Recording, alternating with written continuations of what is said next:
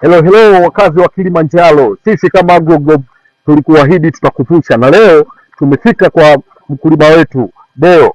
Amelima mahindi kwa kutumia bidhaa zetu mbili ambazo ni Greener pamoja na Azofix Manganese.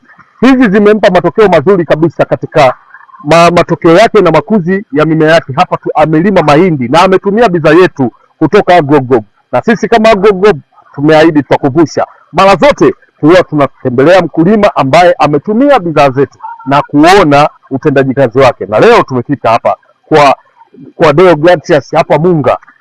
Mkulima anaweza kusema alitumia mara ngapi na amepigaje na amefanyaje, na atatuambia eneo ambalo ametumia na ambalo hajatumia matokeo yake yakoje. Karibu sana. Asante kwa mimi ni mkulima naitwa Deo Kaliski. Nimetumia bidhaa hizi mbili na nimepiga mara 3 tu. Kwa kweli matokeo yake ni mazuri, mimea ni mizuri, kila kitu kimekaa sawa. Karibuni sana tutumie bidhaa za AgroGlobe Company Limited.